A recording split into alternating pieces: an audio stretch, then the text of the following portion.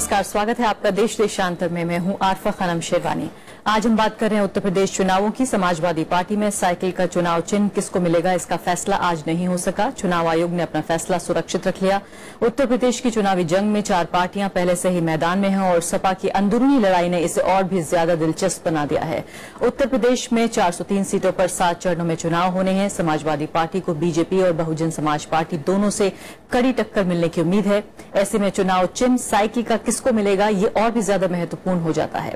इसके अलावा फिलहाल सबकी नजर इस पर भी है कि बीएसपी की चुनावी रणनीति आखिर क्या होने जा रही है। काफी खामोशी से हमेशा से चुनाव लड़ती रही है बीएसपी, लेकिन इस बार बिल्कुल चुनावी पत्ते जो हैं बीएसपी और मायावती नहीं खोलती नजर आ रही हैं कि आखिर क्या आगे उनकी रणनीति होगी चुनाव की। ये जानने की कोशिश करेंगे कि ये 4 जो है किनारों से 4 कॉर्नर्स की जो लड़ाई हो रही है, आखिर उसमें किस तरह की चुनावी तस्वीर उभर कर सामने आ रही है और पार्टियों के अलावा मुद्दे आखिर क्या होने जा रहे हैं उत्तर प्रदेश के चुनाव में। मेरे साथ कई मेहमान मौजूद हैं। प्रोफेसर विवेक कुमार मेरे साथ मौजूद हैं जेएनयू से। दूसरे खास मेहमान विनोद अग्निहोत्री हैं, कंसल्टिंग एडिटर हैं अमर उजाला अखबार में।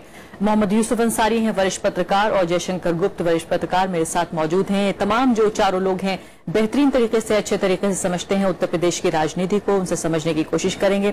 सबसे पहले विनोद अग्निहोत्री जी, मैं आपके साथ शुरुआत करना चाहती हूं कि ये कितनी महत्वपूर्ण बात है कि चुनाव जो सिंबल है, जो चिन्ह है साइकिल का, वो किसको मिलेगा। कई लोग ये भी कहते पाए गए हैं कि जानकार खासकर ये कह रहे हैं कि अगर ऐसा होता भी है कि अखिलेश यादव से अगर ये चुनाव चिन्ह छिन जाता है, तब भी ये बहुत बड़ी बात नहीं होने जा रही है। क्या आप इस बात से सहमत हैं?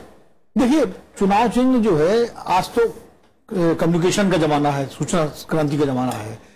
1 मिनट में पूरी खबर जो है पूरे देश में फैल जाती है।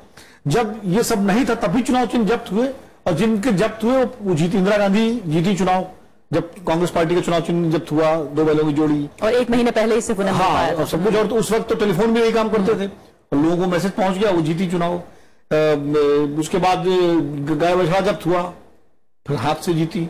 और भी पार्टियों के उदाहरण है। तो और जिस तरह इस वक्त अखिलेश का एक वातावरण बना हुआ है, तो अखिलेश को ये सही है कि चुनाव चिन्ह से एक हक बन जाता है कि असली पार्टी हम ही हैं, ये कहने का। अगर चुनाव चिन्ह मिल जाता है तो एक मॉरल विक्ट्री होती है। लेकिन अगर चुनाव चिन्ह मान लीजिए फ्री भी हो जाता है तो कोई बहुत ज्यादा इससे फर्क पड़ने वाला नहीं। लेकिन ये उस तरह का चुनाव है जहां बहुत मार्जिनल जो फर्क है वो भी बड़ा फर्क हो सकता है, क्योंकि 4 कोनों की लड़ाई है, यह हमें नहीं भूलना चाहिए। आप इंदिरा गांधी का जिक्र कर रहे हैं, या और भी हमारे सामने जो एग्जांपल्स हैं, वहां लैंडस्लाइड जीत हुई थी, तब जाके वो चुनाव चिन्ह जो है वो ज्यादा महत्वपूर्ण नहीं हुआ। सही है कि चुनाव, और खासकर विधानसभा चुनाव, क्योंकि क्षेत्र छोटा होता है, उसमें 1500 वोटों से भी जीत हार हो जाती है, तो वो आपकी बात सही है। लेकिन मैं खाली कह रहा हूं कि लोगों तक ये संदेश कि अखिलेश का चुनाव चिन्ह क्या है, या ये संदेश पहुंचाने में कोई दिक्कत नहीं होगी।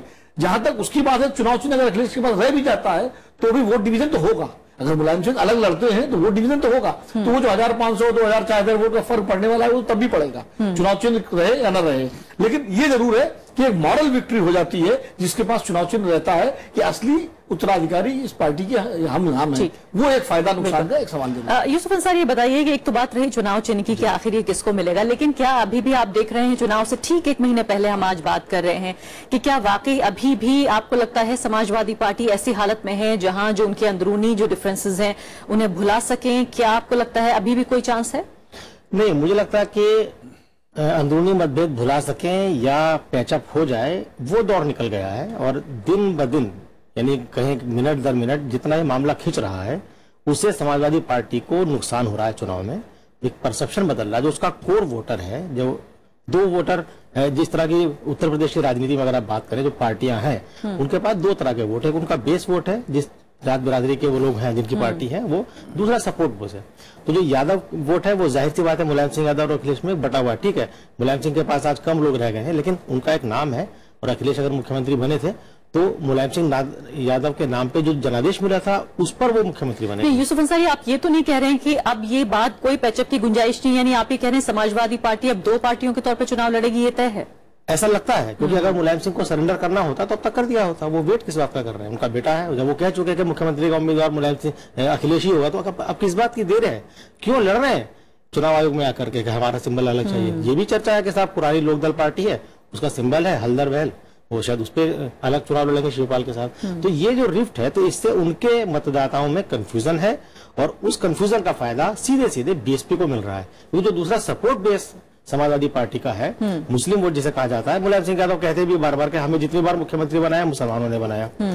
तो वो जो मुस्लिम वोट है, कोर वोट जिसे हम कहेंगे, उसका एक बड़ा हिस्सा लगातार बीएसपी की तरफ जा रहा है। और बीएसपी अकेली पार्टी है पूरे यूपी के चुनाव में जिसका विजन एकदम साफ है, कोई कंफ्यूजन नहीं। उसने क्या विजन? इलेक्शन अनाउंस हुआ 4 तारीख को, और अगले 3 दिन में उसने 400 उम्मीदवार अपने मैदान में उतार दिए और सीधे चुनाव में है। वो लीड ले चुके हैं, उनके उम्मीदवार क्षेत्र में घूम रहे हैं, रैलियां हो रही है, जनसंपर्क चल रहा है, तो उसका फायदा दूसरे लोगों पर एज मिलेगा। कि देखिए बीजेपी का भी टिकट नहीं बटे, कांग्रेस इंतजार कर रही है कि अखिलेश मुलायम का झगड़ा निपट जाए या जो भी हो, तो हम उसके चक्कर में अपनी तैयारियां भी कर रही है। और इनके यहाँ झगड़ा चल रहा है। बीएसपी अकेली पार्टी है जिसके कैंडिडेट, जिसके उम्मीदवार ने घूमना शुरू कर दिया, लोगों से मिलना जुलना शुरू कर दिया, अपना पूरा नेटवर्क बनाना शुरू कर दिया। जयशंकर गुप्ता को बारीकी से देखने की कोशिश करें कि तस्वीर के अंदर जो हमें तस्वीर नजर आ रही है, अगर उसे देखने की कोशिश करें तो कई जानकार उत्तर प्रदेश में ये तक कह रहे हैं कि दरअसल बाप और बेटे के बीच ये मतभेद जो है ये सिर्फ दिखावटी मतभेद है। दरअसल अंदरूनी अगर देखें तो अखिलेश यादव एक क्लियर नेता के तौर पर नजर आ रहे हैं, बल्कि कहीं ना कहीं ये पूरी जो अंदरूनी एक लड़ाई हुई है, इससे अखिलेश यादव का जो नेतृत्व है, उनकी जो लीडरशिप है, उसमें लोगों का विश्वास और बढ़ा है। और जो एक पुरानी पड़ चुकी समाजवादी पार्टी जिस पर मुलायम सिंह के नाम पर उनके चेहरे पर शायद वोट नहीं पड़ता, वो वोट अब उन्हें मिल सकता है अखिलेश यादव को। नहीं आरफा, देखिए एक तो ये सही है कि बीच बीच में इस तरह की बातें आती हैं कि ये नूरा कुश्ती हो रही है या फिर अंतिम समय पे मुलायम सिंह यादव पलट जाएंगे, कुछ कर देंगे। लेकिन जिस ढंग से जैसे अभी यूसुफ कह रहे थे कि लड़ाई तो काफी बढ़ चुकी है, जिस तरह से आज दोनों पक्षों ने चुनाव आयोग में अपनी पेशकश की, अपनी दावेदारी पेश किया, जिस तरह से उसको देखते हुए नहीं लगता कि बहुत ज्यादा सुलह समझौते की गुंजाइश बची है। हालांकि देखिए राजनीति तो संभावनाओं का खेल होता है, इसमें कभी अंतिम समय तक भी कुछ हो जाए तो कोई आश्चर्य नहीं होगा। और इस मामले में सीधी सी बात यह है कि अब समझौता और सुलह अगर होगा भी तो सिर्फ इसी बात पे होगा कि मुलायम सिंह जी पूर्णतः सरेंडर करेंगे और कहेंगे कि ठीक है अखिलेश यादव के नेतृत्व में जिस तरह चलना है पार्टी उस तरह चलेगी और चुनाव चिन्ह अगर सब उनके पास रहेगा। अंतिम समय में अगर उनमें कुछ हुआ तो वो शायद वापस ले सकते हैं। लेकिन दूसरी तरफ जो है अखिलेश यादव की पूरी तैयारी इस बात के लिए है कि वो चाहे चुनाव चिन्ह मिले, समझौता हो चाहे न हो, हम चुनाव लड़ेंगे, अलग से भी लड़ सकते हैं, अलग से भी लड़ने की ये है। और जहां तक देखिए लीड लेने की बात है तो उम्मीदवारों की फहरिस्त पहले आ जाए सामने तो इसका मतलब नहीं है कि आप लीड ले गए और आप चुनाव जीत जाएंगे। असल बात क्या है कि जैसा जहां तक माइनॉरिटी का सवाल है, माइनॉरिटी के दिमाग में 2 बातें आती हैं। एक तो मायावती जी ने भी भाजपा के साथ समझौता किया है, उसके साथ मिलकर के सरकार चलाई है। दूसरी तरफ मुलायम सिंह यादव जी बिहार गए, बिहार में जो महागठबंधन हुआ उसके खिलाफ उन्होंने अपने पार्टी को उम्मीदवार दिए, हालांकि सबकी जमानत जब्त हो गई। मैं उसी उदाहरण को देता हूं कि उत्तर प्रदेश में यह लड़ाई चुनाव की सीधे सीधे सांप्रदायिक ताकतों बनाम धर्मनिरपेक्ष ताकतों की होने जा रही है। उसमें आप देखिए कि जो वहां चुनाव नहीं लड़ रहे हैं, एनसीपी है, तृणमूल कांग्रेस है, अरविंद केजरीवाल हैं या और लोग हैं, वो सारे लोग कह रहे हैं, लालू यादव हैं, नीतीश कुमार हैं, वो कह रहे हैं कि हम जाकर के अखिलेश यादव के समर्थन में वहां पे सभाएं करेंगे, उनका समर्थन देंगे। दूसरी तरफ एक जो कोलिशन बनाने की बात हो रही है, एक गठबंधन बनाने की बात हो रही है कि कांग्रेस, लोकदल अजीत सिंह और अखिलेश यादव की पार्टी चाहे जो जिस नाम से भी आए, उसका अगर कोई गठबंधन बन जाता है इस तरह का, आप उस हालत में कल्पना करिए कि जब एक तरफ प्रियंका गांधी वाड्रा और डिम्पल यादव चुनाव प्रचार करेंगे और दूसरी तरफ जयंत चौधरी, राहुल गांधी और अखिलेश यादव करें, तब फिर क्या समय बनेगा, उस समय लोग देखेंगे। तो ये चुनाव अंतिम रूप से यही हो जाएगा कि सांप्रदायिक ताकतें बनाम अन्य, अन्य में जो जीतता हुआ नजर आएगा वो माइनॉरिटी के लोग उसके साथ जाएंगे, इसमें कोई दो राय की बात नहीं। ठीक है डॉक्टर विवेक कुमार, इससे पहले कि मैं बीएसपी के बारे में आपसे सवाल पूछूं, आप जाहिर है उनकी राजनीति को काफी बारीक तरीके से देखते रहे। समाजवादी पार्टी पे एक और सवाल मैं पूछना चाहती हूँ और थोड़ा सा बारीकी से भरा सवाल है कि क्या वाकई ऐसा नहीं लगता इस दौर में कि समाजवादी पार्टी में मुलायम सिंह यादव का जो एक ट्रेडिशनल वोट बेस था वो तो उनके साथ था, लेकिन जो नया वोटर था, खासकर युवा वोटर जो था, वो अखिलेश यादव के साथ था। उस सब के बावजूद कहीं ना कहीं ये बताया जा रहा है कि पहचान की राजनीति जो मुलायम सिंह यादव कर चुके हैं, जो एक दौर में उनको मुल्ला मुलायम सिंह तक कहा गया, उस पहचान से अलग हटकर अखिलेश यादव इस तरह की राजनीति करना चाहते हैं जिसमें पहचान बहुत ज्यादा हावी ना हो। और काफी हद तक समाजवादी पार्टी का जो ट्रेडिशनल वोट बेस है वो भी उन्हें मिल रहा है और ये नया वोटर भी उन्हें मिल रहा है जो दरअसल बीजेपी का वोटर भी हुआ करता था। सही कह रहे हैं आप कि अस्मितावाद की राजनीति तो करी उनके पिताजी ने, और जो वो चीफ मिनिस्टर बने तो उस अस्मितावाद की ही राजनीति पर थे, लेकिन बाद में उन्होंने अपने व्यक्तित्व और अपनी राजनीति को निखारा और उसके बाद वो एक विकास के प्लैंक पर आना चाह रहे हैं। लेकिन राजनीति उत्तर प्रदेश की इतनी सीधी नहीं है कि केवल और केवल विकास पर वो टिकी हो। वो कहीं ना कहीं अस्मिता, चाहे वो समाजों की अस्मिता हो, चाहे वो जातीय अस्मिता हो, अस्मिताओं प्लस विकास, इस पर जो है वो अखिलेश भी लड़ेंगे और वही बात जो है दूसरे दल इस समय देखना चाह रहे हैं। जी, बीएसपी के बारे में बताइए आप फिलहाल की अंदरूनी खबर हमें दीजिए इस कार्यक्रम में कि आखिर रणनीति है क्या मायावती की, कैसे पता लगाएं कि उनकी रणनीति क्या है, इस बार वो 2012 से 2016 में 17 में किस तरह का चुनाव लड़ना चाहती हैं वो? देखिए, मुझे जैसा कि सभी लोग बोल रहे हैं और बहुत दबी जबान से बोल रहे हैं, उसको हाईलाइट नहीं कर रहे हैं, लेकिन ये व्यक्तिवादी चुनाव है, इसमें व्यक्तित्वों की लड़ाई हो रही है। अभी गुप्ता जी जैसे बता रहे थे, एक तरफ डिम्पल लड़ेंगी, दूसरी तरफ राहुल लड़ेंगे, मतलब ये क्या है, ये क्या व्यक्तिवाद पर वोट पड़ जाएगा क्या? ये तो बड़ी मतलब हंसी वाली बात है। दूसरी तरफ ये कहा जा रहा है कि उसके अंदर गठबंधन हो जाएगा। ये गठबंधन की जितनी भ्रांतियां फैलाई जा रही हैं, ये वोटर को कंफ्यूज करने के लिए कि कहीं वोटर अपना मन न बना ले, और विशेषकर कॉर्पोरेट जगत के जितने चैनल थे वो इस बार को लिख रहे हैं कि होने जा रहा, अरे कब होने जा रहा है? अगर 1 महीने पहले अगर 1 महीने 15 दिन पहले भी नहीं अगर हो रहा है तो कहीं ना कहीं इस प्रायोजित, मुझे लगता है, वाक्य विन्यास को खंडित करना चाहिए और उसकी जगह यह देखना चाहिए कि आखिर वस्तुनिष्ठ आकलन के आधार पर धरातल पर कौन सा दल है जो वास्तविकता में अपनी विचारधारा, अपने व्यक्ति और अपने जो चुनावी समीकरण है उनके साथ उतर रहा है। ऐसा नहीं है कि राजनीतिक दलों के अंदर ही केवल गठबंधन होता है, समाजों के अंदर आपसे वही पूछना चाह रही थी मैं कि क्या वाकई जो दलित मुस्लिम कॉम्बिनेशन जिसको कहा गया फॉर्मिडेबल कॉम्बिनेशन है, जिसके पास अगर ये वोट चला जाए ताज उसके सर है, इस बार ये कोई कॉम्बिनेशन भी आपको बनता नजर आ रहा है? मुझे एक्चुअली जो मेरा रिसर्च है उसमें जो नवयुवक हैं मुस्लिम समाज के, और उसमें बहुत से अन्य, जैसे कि अलीगढ़ मुस्लिम बॉयज यूनिवर्सिटी जो एसोसिएशन, हाँ एसोसिएशन, उसके बहुत लोगों से बात हुई कि वो लोग बहुत ही मुंतसिर हैं और मुतासिर हैं बहुजन समाज पार्टी को वोट करने के लिए।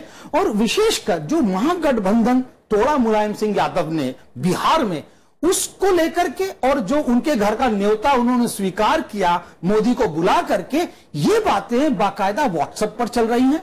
दूसरी तरफ आप देखिए बहुजन कौमी एकता मुशायरा हो रहा है, हाथरस में भी हो रहा है।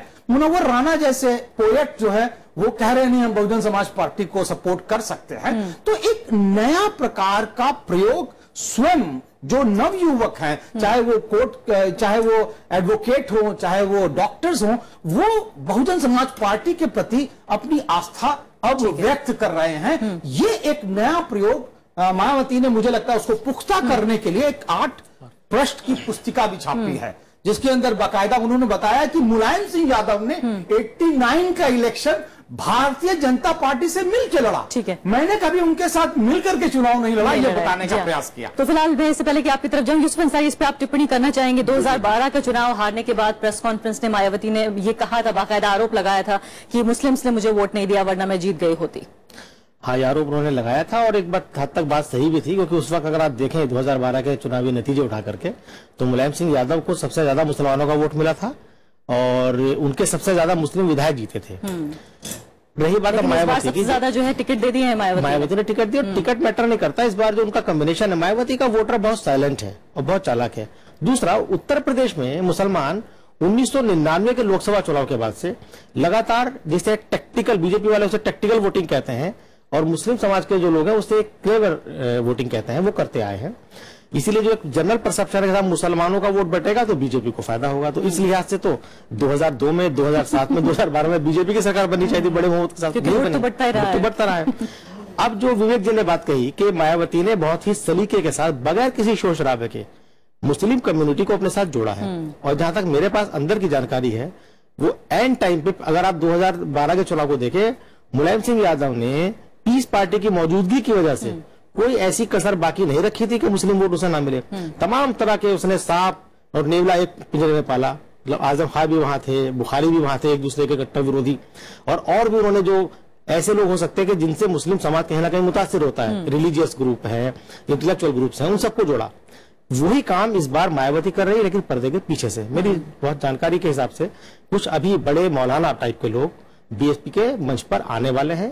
वो सिर्फ ये वेट कर रहे हैं कि अगर उसके आने से कहीं माहौल कम्युनल ना हो जाए। नहीं तो आप दोनों ने तो इस बात को कार्यक्रम में खोल दिया है, सबको पता चल जाएगा। ठीक है, वो हमारा अंदाजा है, लेकिन वो अगर लाएंगे तो फिर वो समय मेरे पास कम है। विनोद जी ये बताइए, फिलहाल की बीजेपी की रणनीति भी इसको समझना होगा इस बार, ये भी बहुत महत्वपूर्ण है। बताया जा रहा है कि सबसे ज्यादा अभी भी जो फ्रंट रनर है वो बीजेपी है। क्या इस बात से आप सहमत हैं? पहली बात। दूसरी बात यह है कि मुख्यमंत्री पद का कोई अभी तक उनके पास उम्मीदवार नहीं है, कोई चेहरा नहीं है। तीसरी बात यह है कि क्या वाकई जो नॉन जाटव दलितों में और इसके अलावा नॉन यादव ओबीसी में जिस वोट बैंक के लिए जो उनका ट्रेडिशनल वोटर नहीं है, क्या वो उनके साथ आता हुआ नजर आ रहा है और क्यों? देखिए, बीजेपी की एक सबसे उसके प्रचार तंत्र की एक बड़ी कामयाबी ये है कि वो ऐसी अवधारणाएं फैलाते हैं कि वो बिल्कुल सच मान ली जाती हैं। जैसे जिसका जिक्र यूसुफ कर रहे थे कि मुसलमान बढ़ जाएगा, हम जीत जाएंगे। 1993 में जब सपा बसपा मिलकर लड़े थे और 1996 में जब अलग अलग लड़े, नतीजे बिल्कुल वही थे। उतनी ही सीटें थी दोनों की, जो 1993 में थे वही 1996 में थे, मिलाकर नहीं, नंबर वाइज वही थी एग्जैक्टली। क्यों मुसलमान बटा तो हिंदू भी बटा था भाई। आप दलित को हिंदू नहीं मानते क्या? या आप यादव पिछड़ों को हिंदू नहीं मानते? आप मुसलमान बढ़ जाएगा, हिंदू जीता। ये नंबर एक, ये अवधारणा जो ये एज पे है बीजेपी। दूसरी बात ये है कि ये अवधारणा कि पूरा चुनाव जो है वो ये मान के चल रहे हैं कि परिवर्तन का नारा दे रहे हैं, परिवर्तन रैली। भाई 14 साल पहले तो आपके 3 मुख्यमंत्री रह चुके वहां पर। कल्याण सिंह 2 बार रहे, राजनाथ सिंह रहे, रामप्रकाश गुप्ता रहे। तो 27 साल में उत्तर प्रदेश का जो भी कथित विकास या जो भी हुआ है उसमें की भागीदारी उनकी भी है। तीसरी बात यह है, जहां रणनीति की बात है, उनके पास कोई चेहरा नहीं है, बिल्कुल सही बात है। और अखिलेश जैसा चेहरा तो किसी दल के पास नहीं है लोकप्रियता के हिसाब से, और इसीलिए सारे सर्वेक्षण बता रहे हैं नंबर 1 पे अखिलेश, नंबर 2 पे मायावती चीफ मिनिस्टर की पसंद। वो चुनाव नरेंद्र मोदी जी के नाम पर, प्रधानमंत्री के नाम पर, उनके केंद्र सरकार के तमाम जो फैसले हैं उससे आप सहमत हो असहमत हो, उनके नाम पर लड़ेंगे। नोटबंदी को एक मुद्दा बनाएंगे कि भ्रष्टाचार और कालाबाजारी के खिलाफ। उस सर्जिकल स्ट्राइक को भी एक तरह से एक राजनीतिक उसका फायदा उठाने की कोशिश करेंगे कि हमने किस तरह से जो है। तो ये सारे उनके पास मुद्दे हैं। साथ ही साथ एक और स्ट्रेटजी है जो बीजेपी नहीं है लेकिन संघ परिवार की है कि स्वामी साक्षी महाराज जैसे लोग बयान भी देते रहे ताकि कहीं ना कहीं नीचे जो है कोर्ट के ऑर्डर के बावजूद वो साध्वी प्राची दे देंगे। वो कह देंगे तो हमारा कोई वही नहीं है, योगी आदित्यनाथ कुछ बोल जाएंगे, वो कह देंगे उनका निजी विचार है। तो वो भी ताकि समाज में धीरे धीरे जो एक कम्युनल डिवीजन है वो भी पोलराइजेशन होता है। मैं इस कार्यक्रम में ये भी समझने की कोशिश करती हूँ कि आखिर इस चुनाव के मायने क्या होंगे। जितना वजन बताया जा रहा है कि 2014 के लोकसभा चुनाव के बाद दरअसल ये अब तक का सबसे महत्वपूर्ण चुनाव होने जा रहा है और 2019 में जिस तरह के चुनाव नतीजे होंगे काफी हद तक उसकी पृष्ठभूमि, उसकी जमीन अभी तैयार हो जाएगी। जयशंकर गुप्ता ये बताइए कि हम उत्तर प्रदेश सबसे बड़ा जो हमारा स्टेट है, सबसे बड़ा राज्य है, उसको भी कहीं ना कहीं एक यूनिट के तौर पर मानने लगते हैं, जैसे कि पूरा उत्तर प्रदेश एक तरह से इलेक्शन लड़ेगा, एक तरह से एक पैटर्न पे वोट करेगा। क्या वाकई आप इसे अलग अलग हिस्सों में बांटना चाहेंगे और देखेंगे कि किस इलाके और किस क्षेत्र का जो है वो रुझान किस पार्टी की तरफ होगा? और सबसे महत्वपूर्ण बात जो इस कार्यक्रम में जिसका अभी तक चर्चा तक नहीं हुई, आखिर मुद्दे कहाँ हैं, मुद्दे क्या हैं? आरफा देखिए, चुनावी परिदृश्य तो साफ तभी होगा जब टिकटों के वितरण हो जाएगा, जब सभी दलों के उम्मीदवारों की सूची बाजार में आ जाएगी। उसके बाद तय होगा कि कैसा समीकरण किसके पक्ष में बन रहा है। अब जैसा अभी प्रोफेसर साहब कह रहे थे, अभी चूंकि इनका सोच बहुत ज्यादा है, उस पर हम कमेंट नहीं कर सकते हैं। और यूसुफ तो अकलियत से ही है, इसलिए अकलियत के बारे में ज्यादा आधिकारिक रूप से बोल सकते हैं, लेकिन अभी तक ऐसा हुआ नहीं है। देखिए, अकलियत के सामने एक ही इशू है कि हम सांप्रदायिक ताकतों को कौन शिकस्त दे सकता है। सिंपल सी बात है, और वो तय उसी आधार पे करेगा। अखिलेश यादव के बारे में जो एक नई बात आ रही है सामने, उभर करके आ रही है, ये नौजवान अपराधियों के विरुद्ध है, ये अतीक अहमद को टिकट नहीं देना चाहता है, ये मुख्तार अंसारी को नहीं देना चाहता है, अमन मणि त्रिपाठी को भी टिकट नहीं देना चाहता है, इसने डीपी यादव को चुनाव में आने से रोक दिया था। तो ये जो इमेज बनी है, और बाकी जो युवा है, जो सभी जातियों के, सभी संप्रदायों के जो युवा हैं, वो अखिलेश में अपना एक भविष्य देख रहे हैं कि शायद ये लड़का कुछ करना चाहता है, कर सकता है। बहुत सारा काम किया होगा, अब जैसा भी हो, जमीन पर क्या है वो तो नहीं मालूम है। लेकिन सबसे महत्वपूर्ण बात जो आप छेड़ रही थी अभी अंतिम समय में, ये जो चुनाव है उत्तर प्रदेश का बहुत महत्वपूर्ण होगा, क्योंकि यही एक उत्तर प्रदेश ऐसा राज्य है और इसके बगल का उत्तराखंड है जहां भाजपा मजबूती से लड़ रही है, क्योंकि मणिपुर में उसका नामलेवा नहीं रहेगा, पंजाब एक तरह से गान केस है, गोवा एक तरह से उनके लिए गान केस है। तो ऐसे में अगर उत्तर प्रदेश वो हार जाते हैं तो सबसे बड़ा राज्य होने के कारण उसके बाद फिर गुजरात है और हिमाचल का चुनाव होगा, तो राष्ट्रपति के चुनाव में इसका भारी जी ये भी बात है महत्वपूर्ण, राष्ट्रपति के चुनाव पर होगा। लेकिन इसके अलावा जो मुद्दे हैं, क्या ये माना जाए कि केंद्र सरकार की, अगर बीजेपी को माना जाए कि वो फ्रंट से लीड कर रही है, सबसे बड़ी पार्टी के तौर पर अभी तक उभरती नजर आ रही है, हालांकि यहाँ तीनों मेहमान ये कह रहे हैं कि दरअसल ये सिर्फ एक ऊपरी जो है सतह पर हमें नजर आ रही है बातें, अंदर खाने ये सच नहीं है। लेकिन क्या ये केंद्र सरकार का जो 2.5 साल का अब तक का कामकाज है उस पर भी एक तरह का रेफरेंडम होगा? क्या नरेंद्र मोदी के प्रधानमंत्री के तौर पर भी उनके चेहरे को क्योंकि आगे लाया जा रहा है, तो क्या वाकई आपको लगता है उस पर भी एक तरह से फैसला है ये उत्तर प्रदेश का चुनाव? बिल्कुल होगा। सबसे बड़ा फैसला तो ये नोटबंदी पर होगा। हालांकि देखिए 2.5 साल में लगातार हमारे प्रधानमंत्री ने या संघ परिवार ने सीगोफों के जरिए विषय बदलते रहे हैं वो लोग कि हर विषय, कभी 2 महीने पे कोई नया विषय, कभी बीफ कांड आ जाएगा उस पर बहस हो गई, कभी जेएनयू प्रकरण उछल गया, राष्ट्रवाद का मामला उभर के आ गया,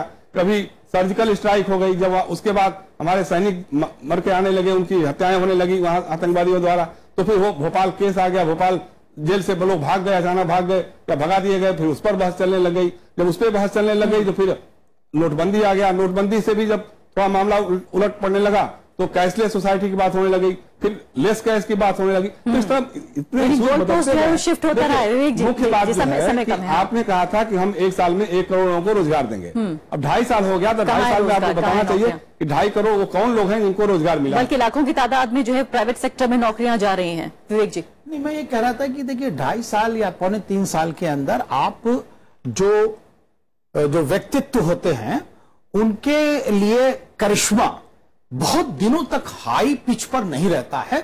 और ये बात दिल्ली के इलेक्शन से, उसके बाद फिर जो है बिहार के इलेक्शन से साफ होती है कि क्या करिश्मा ऑल इंडिया लेवल पर होल्ड कर पा रहा है। ऑल इंडिया लेवल का जो अखिल भारतीय स्तर का चुनाव होता है और जो क्षेत्र का चुनाव होता है वो अलग अलग, लेकिन छोटे छोटे चुनाव बीजेपी सारे जीत रही है पिछले 2-3 महीने में हुए। लेकिन क्या वो व्यक्ति,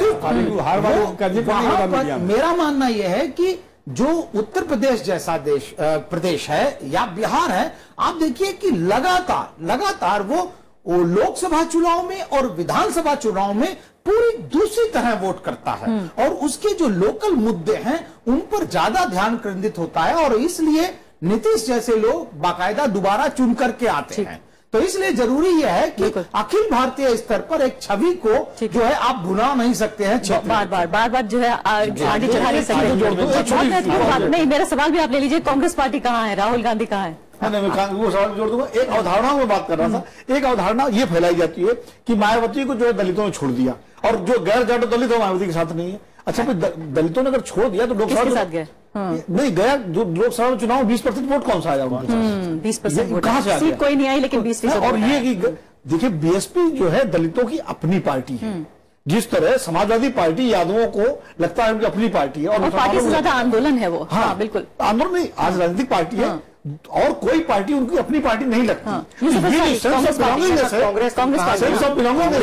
बहुत महत्वपूर्ण है। कांग्रेस यूपी के चुनाव में बेगानी शादी में अब्दुल्ला दीवाने की पोजीशन में है। अच्छी खासी तैयारी कांग्रेस की चल रही थी, बहुत अच्छी तरह चल रही थी। अचानक उन्होंने शिफ्ट कर दिया कि साहब हम गठबंधन करेंगे इनके साथ। वो गठबंधन करना चाह रहे हैं, नहीं चाह रहे हैं, पता नहीं, कांग्रेस बहुत चाह रही है। शीला दीक्षित जो खुद मुख्यमंत्री पद की उम्मीदवार है, बगैर किसी तैयारी के अचानक एक दिन बोलती है कि नहीं, मुझसे बेहतर मुख्यमंत्री अखिलेश होंगे। और प्रशांत किशोर भी गायब हो गए। कांग्रेस ने अपना नुकसान तो खुद किया इस चुनाव में। आज वो कहीं दिख नहीं रही है, डिसाइडिंग रोल में नहीं दिख रही है। बाकी जो चुनाव होना है, जो जैसा विवेक जी ने कहा कि शख्सियत बेस्ड चुनाव होना है, तो जिस सिद्धांत पे, देखिए राजनीति विज्ञान है, साइंस है, आर्ट नहीं है, तो जिस सिद्धांत पे नरेंद्र मोदी केंद्र में आए कि मैं एक बड़ा व्यक्तित्व हूं, मेरे मुकाबले लाओ कौन लाओगे, तो आप पेश कीजिए। बिल्कुल, बहुत बहुत शुक्रिया सभी मेहमानों का। कार्यक्रम में समय भी समाप्त हो गया है, लेकिन बहस जो है वो यहाँ से सिर्फ शुरू हुई है। अभी के आखिर मुद्दे कौन से हैं अभी तक समझ में नहीं आ रहा। 1 महीने से कम का वक्त बचा है और फिलहाल अभी तक भी 4 कॉर्नर की लड़ाई नजर आती है। इसी के साथ अभी के लिए इतना ही, नमस्कार।